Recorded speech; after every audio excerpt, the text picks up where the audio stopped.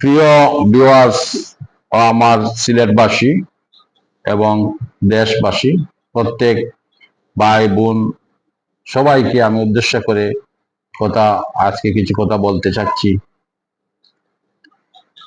প্রত্যেক অভিভাবক, প্রত্যেক পিতামাতা, প্রত্যেক ভাই বোন যারা আছেন, যাদের ছেলে মেয়ে স্কুলে যাচ্ছে, কলেজে যাচ্ছে, ভার্সিটি যাচ্ছে, তাদের প্রতি উদ্দেশ্য করে আজকের আমার এই ভিডিওটি।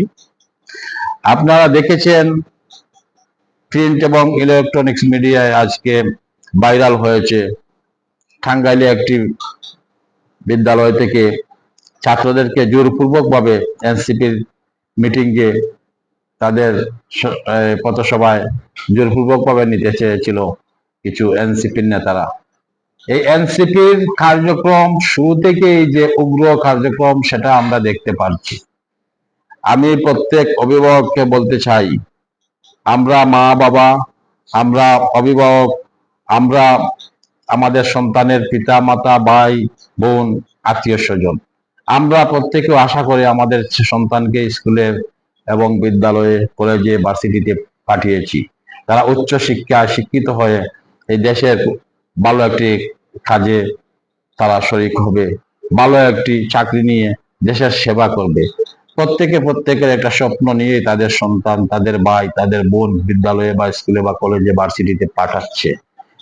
তাই বলে এটা নয় যে জুলাইয়ের আন্দোলন একটা ভিন্ন ছিল, সেই আন্দোলনে ছাত্র থেকে ধরে জনতা, সব শ্রমিক জনতা সবাই, রাজনৈতিক দল সহ সবাই একজুট হয়ে এই বাকশালী এবং স্বৈরাচারী সরকারের পতন ঘটিয়েছিল, এই যুদ্ধ বিজয় ছিনিয়ে এনেছিল।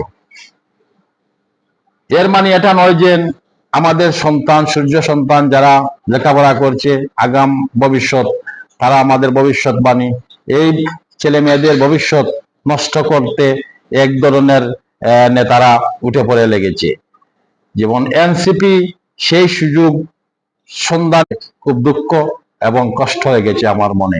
কেন লেগেছে?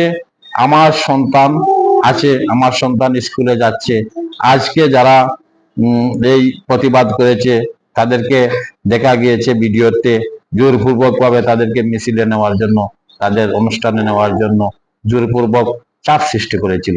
এমনকি শিক্ষককে না জিজ্ঞাসা করে তারা জোরপূর্বক ভাবে এই বিদ্যালয় থেকে ছাত্রদেরকে তাদের সমাবেশে নেওয়ার জন্য মানে চাপ সৃষ্টি করেছিল, এবং কিছু ছাত্ররা এই সমাবেশে যেতে বাধ্য হয়েছে।